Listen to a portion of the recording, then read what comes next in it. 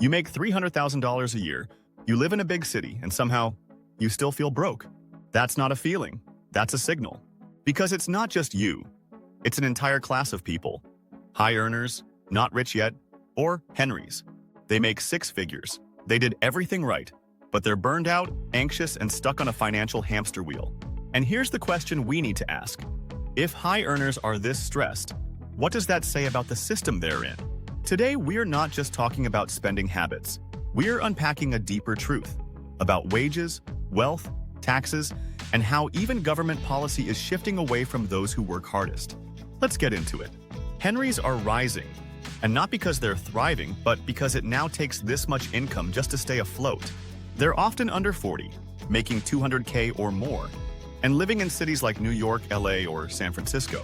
They work long hours, they pay steep rents, they outsource time, food delivery, transportation, childcare, just to keep up.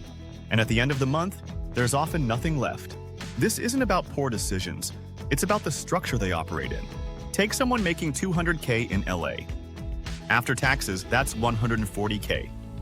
One-bedroom rent? $3,000. Car, gas, insurance?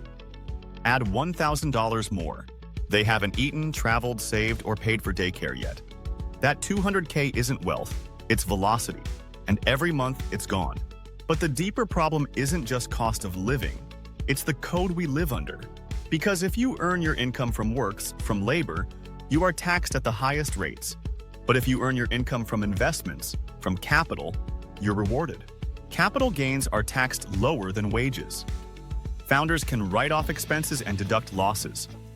Heirs can inherit millions with no capital gains tax at all, thanks to a stepped-up basis. And if you're an entrepreneur, you can write off meals, travel, depreciation, even your home office. The tax system doesn't reward income, it rewards ownership. So while Henrys grind 60-hour weeks, capital is quietly compounding, taxed less, protected more, and passed down freely. This isn't accidental, it's engineered. And the pressure doesn't stop at tax time. Because the higher your income, the less support you get, even from government programs. You don't qualify for student loan forgiveness. You phase out of childcare credits. You pay more into Social Security, but the benefit cap stays fixed.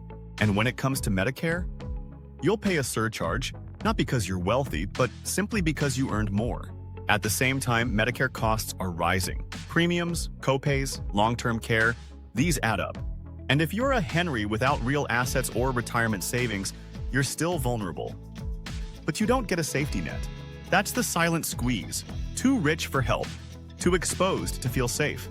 So what happens? You have a professional class that's cash-rich, asset-poor, and emotionally exhausted. They delay kids. They rent forever.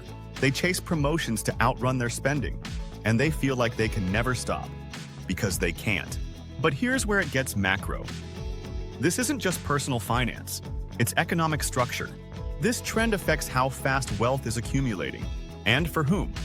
It affects asset markets, housing demand, fertility rates, and even retirement stability. And if you want to understand how this connects to inflation and why prices aren't rising the way you'd expect, check out our video, Why Inflation Stays Low, links in the description. Because wage stagnation, asset inflation, and unequal tax treatment, they all come together in that story. So what can Henrys do?